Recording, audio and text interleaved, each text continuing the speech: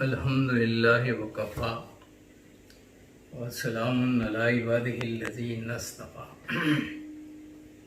اما بعد۔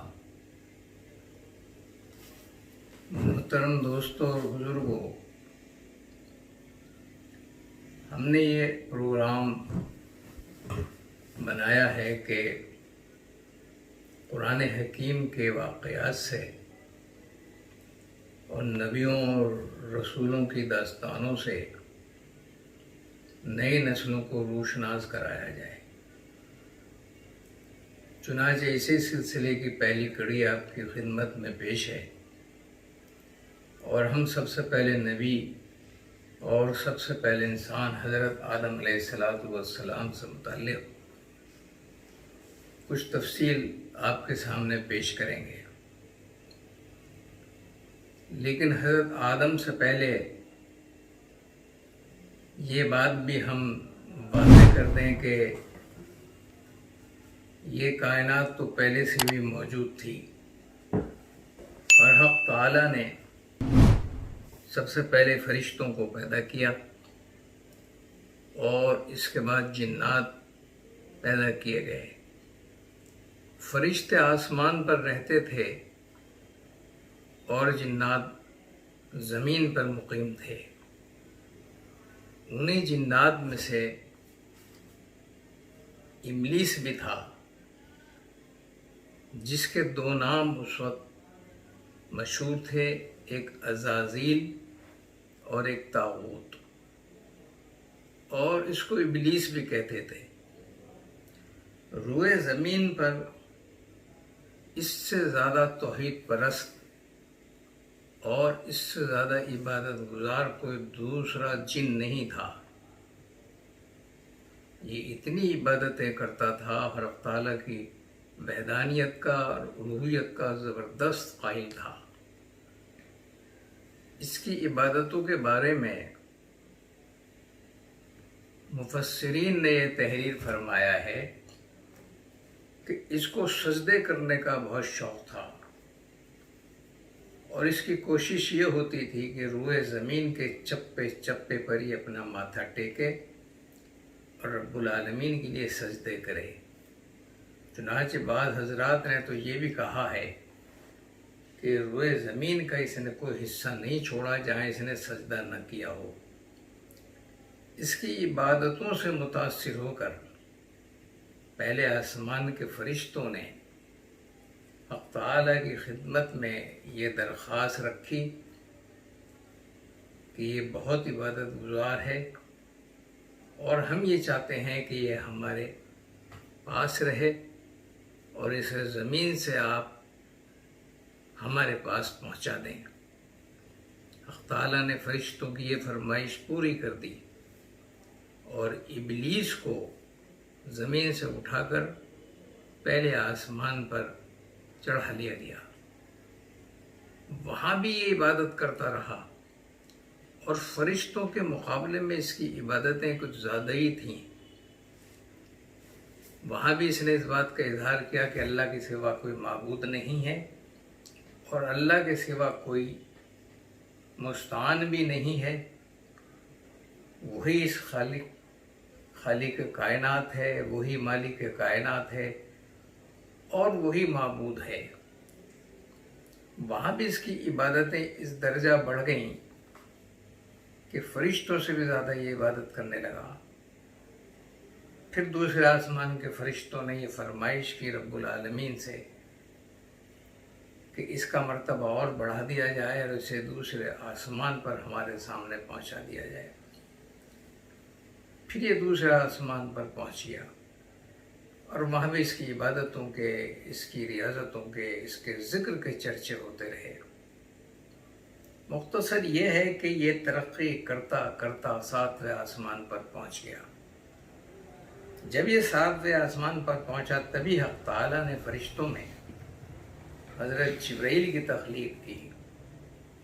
اس وقت اسے یہ احساس ہوا کہ میں کتنی بھی عبادت کر لوں میرا مقام فرشتوں سے کم ہے، اور اس کو یہ خیال ہوا کہ میرے ہوتے ہوئے کسی بڑے فرشتوں کو پیدا کرنے کی ضرورت کیا تھی۔ در حقیقت یہ اجنہ میں سے تھا اور تکبر اس کی فطرت کے اندر داخل تھا، اس لیے اس کو اس طرح کی باتیں جو ہیں اس کے ذہن میں آتی تھیں۔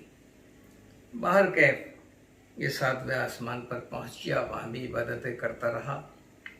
ایک دن اس کو یہ راز معلوم ہوا کہ حق تعالی کسی کو آسمان سے نکالنے والے ہیں۔ ایک بات ہم یہ بھی عرض کر دیں کہ یہ پہلا جن تھا جس کو حق تعالی نے اس کی عبادتیں قبول کر کے اور اس کی عبادتوں سے جب دیکھا کہ فرشتے متاثر ہیں اور فرشتوں کی اس کے سلسلے میں مختلف سفارشیں ہیں، تو یہ جنت میں بھی داخل ہو گیا۔ لیکن اس کو یہ اندازہ ہوا، کسی طرح اس پہ یہ راز واضح ہو گیا کہ رب العالمین کسی کو عنقریب آسمان سے نکالنے والے ہیں۔ تو یہ غور و فکر کرتا رہا کہ وہ کون بد نصیب ہے جو آسمان سے نکالا جائے گا۔ تو ایک تحریر اس کو دکھائی گئی جو حق تعالیٰ نے خود اس کو دکھائی، لوح محفوظ کی۔ اس تحریر میں یہی لکھا ہوا تھا کہ ایک شخص عنقریب اللہ تعالیٰ کی نافرمانی کرنے کے جرم میں آسمانوں سے پھینک دیا جائے گا۔ اس تحریر کے ایک سائڈ میں لکھا ہوا تھا اعوذ باللہ من الشیطان الرجیم۔ اب اس کے نظروں سے یہ گزرا کہ ہم اللہ کی پناہ مانگتے ہیں اس شیطان رجیم سے جو اللہ کا نافرمان ہوگا۔ تو اس نے حق تعالیٰ سے پوچھا کون بد نصیب ہے، یہ شیطان کون ہے کہ جو آپ کی نافرمانی کرے گا، جبکہ آپ کے اتنے انعامات ہیں سب پر، اتنی مہربانیاں ہیں، اتنا آپ کا فضل، اتنا کرم ہے، پھر یہ کون بد نصیب ہے جو آپ کے نافرمانی کرنے کا مرتکب ہوگا، اور یہ شیطان کون ہے؟ تو حق تعالیٰ نے اس وقت صرف اتنا فرمایا فسوف تراہ، عنقریب تو خود دیکھ لے گا کہ وہ کون ہے۔ اب اس کے بعد حق تعالیٰ نے ایک تیسری مخلوق پیدا کرنے کا ارادہ فرمایا، اور وہ ہے انسان۔ دیکھیے، فرشتوں کو حق تعالیٰ نے نور سے پیدا کیا تھا، اور جنات کو حق تعالیٰ نے آگ سے پیدا کیا تھا۔ یہ تیسری مخلوق جو پیدا کرنے کا رب العالمین نے ارادہ کیا تھا وہ مٹی کی مخلوق تھی۔ چنانچہ حق تعالیٰ نے مختلف فرشتوں کو زمین پر بھیجا کہ مٹی لے کر آؤ، اس سے میں ایک نئی مخلوق کی تخلیق کروں گا، اور اس مٹی سے میں ایک پتلا بناؤں گا، اور پھر اس سے ایک نئی نسل پیدا ہوگی۔ کئی فرشتے زمین پر آئے، جو مٹی زمین سے حاصل کر رہے تھے، اور زمین کو یہ معلوم ہوا کہ میرے وجود جو بنایا جائے گا، مجھ سے جو وجود حق تعالیٰ بنائیں گے، اس میں فرما بردار بھی ہوں گے، اس میں نافرمان بھی ہوں گے۔ پھر ان کی اولادوں میں کچھ لوگ داخل جنت ہوں گے، کچھ لوگ داخل جہنم ہوں گے۔ تو زمین رونے لگی، اور زمین نے یہ فریاد کی کہ میرا سینہ کھود کر آپ مٹی کو لے کر نہ جائیں، کیونکہ کل کو میرے ہی حصہ جو ہے وہ دوزخ میں چلے گا، جو میرے لیے تکلیف کا باعث ہوگا۔ فرشتوں کو رحم آ گیا، اور کئی فرشتے آئے، اور جب زمین رونے لگی تو فرشتوں نے مٹی لے جانے سے جناب علی خود ہی انکار کر دیا، اور تعالیٰ سے جا کے یہ فرمایا کہ ہمیں تو زمین کے رونے پر اور اس کے بلبلانے پر اور اس کے اہو بکا کرنے پر رحم آ گیا، اور ہماری ہمت نہیں ہوئی کہ ہم اس کے سینے کو کھود کر اور وہاں سے مٹی لے آئیں۔ پھر آخر میں حق تعالیٰ نے حضرت عزرائیل علیہ السلام کو بھیجا اس کام کے لیے، حضرت اسرائیل جب زمین پر آئے اور جب آپ نے زمین سے مٹی لینی چاہی تو زمین پھر روئی، اس نے پھر فریاد کی، اس نے پھر آہو بکا کی، لیکن حضرت اسرائیل علیہ السلام نے اس کے رونے کی پرواہ نہیں کی اور انہوں نے اپنا پنجہ گاڑا اور مٹی کو نکال کر لے گئے۔ حق تعالیٰ نے جب دیکھا کہ اسرائیل نے زمین کی بات نہیں مانی اور زمین کے آنسوؤں پر ان کو کوئی رحم نہیں آیا، تو حق تعالیٰ نے اسی وقت طے کر دیا کہ میں جو انسان پیدا کروں گا اس دنیا میں ان کی روح تم نکالو گے۔ تمہیں رحم نہیں آتا تو اس لیے تم اس کام پر مامور کیے جاؤ گے کہ قیامت تک جتنے انسان جب ان کی موت آئے گی تو ان کی روح قبض تم کرو گے، اور تبھی سے حضرت اسرائیل علیہ السلام کو یہ ذمہ داری سونپ دی گئی۔ باہر گئے حق تعالیٰ نے فرشتوں کے سامنے یہ فرمایا کہ میں ایک ایسی مخلوق پیدا کرنے والا ہوں کہ جو میرا خلیفہ بنے گا، انی جاعل فی الارض خلیفہ۔ تو فرشتوں نے کہا کہ اس کی کیا وجہ ہے، اس کی کیا ضرورت ہے؟ ہم آپ کی تسبیح بیان کرتے ہیں، آپ کے تقدس کا اظہار کرتے ہیں، ہم ایک دوسرے سے آپ کی حمد و ثنا کرتے ہیں، تو کیا ضرورت ہے کہ آپ ایک دوسری مخلوق ہمارے ہوتے ہوئے پیدا کریں؟ اور دوسری بات یہ ہے کہ آپ کوئی دوسری مخلوق پیدا کر کے اسے زمین میں چھوڑیں گے تو وہ آپ کی نافرمانیاں کریں گے، ایک دوسرے کا خون بہائیں گے، زمین میں فتنہ و فساد پیدا کریں گے، تو ایسی مخلوق پیدا کرنے سے فائدہ کیا ہے؟ تو حق تعالیٰ نے فرمایا انی اعلم ما لا تعلمون، جو میں جانتا ہوں وہ تم نہیں جانتے۔ اور اس کے بعد حق تعالیٰ نے حضرت آدم علیہ السلام کا پتلا بنایا۔ اکابرین نے فرمایا ہے کہ یہ پتلا جو ہے جمعہ کے دن بنایا گیا اور جمعہ کے دن اس میں روح پھونکی گئی۔ جب روح پھونکی گئی حضرت آدم علیہ السلام کے جسم میں، یعنی مٹی کے اس پتلے میں، تاکہ وہ جیتا جاگتا انسان بن جائے، تو حق تعالیٰ نے اپنا نور جو ہے اس پتلے کے ناک کے ذریعے سے حضرت آدم علیہ السلام میں پھونکا، تو جب ناک کے ذریعے روح داخل کی گئی تو بے اختیار حضرت آدم علیہ السلام کو چھینک آئی، اور جب چھینک آئی تو بے اختیار آپ کی زبان سے نکلا الحمدللہ، تمام تعریفیں اللہ کے لیے ہیں۔ یہ سن کر حق تعالیٰ نے فرمایا یرحمک اللہ، اللہ تجھ پر رحم کرے۔ جو فرشتے آس پاس موجود تھے انہوں نے فرمایا یہدیکم اللہ ویصلح بالکم۔ اس سے یہ اندازہ ہوتا ہے کہ آج بھی دنیا میں جب کسی کو چھینک آتی ہے اور وہ الحمدللہ کہتا ہے تو گویا کہ وہ حضرت آدم علیہ السلام کی سنت پر عمل کرتا ہے، اور سننے والا جب یرحمک اللہ کہتا ہے تو وہ در حقیقت حق تعالیٰ کی سنت پر عمل کرتا ہے، اور یہ سلسلہ قیامت تک جاری رہے گا۔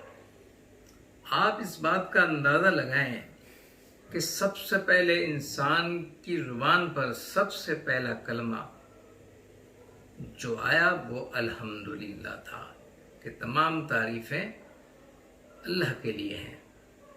اور بزرگوں نے فرمایا ہے کہ جب یہ کائنات ختم ہوگی اور اہل جنت کو، جو جنت کے مستحق ہیں، ان کو جنت میں داخل کر دیا جائے گا، اور جہنم کے مستحقوں کو جہنم میں ڈال دیا جائے گا، تو پھر ایک فرشتہ اعلان کرے گا وَقُضِيَ بَيْنَهُمْ بِالْحَقِّ وَقِيلَ الْحَمْدُ لِلَّهِ رَبِّ الْعَالَمِينَ، کہ فیصلہ انصاف کے ساتھ ہو گیا ہے اور تمام تعریفیں اس پروردگار کے لیے ہیں جو دونوں جہان کا پالنے والا ہے۔ تو اس سے اندازہ کیجئے کہ الحمدللہ سے یہ کائنات شروع ہوئی اور الحمدللہ پہ یہ کائنات ختم ہو جائے گی۔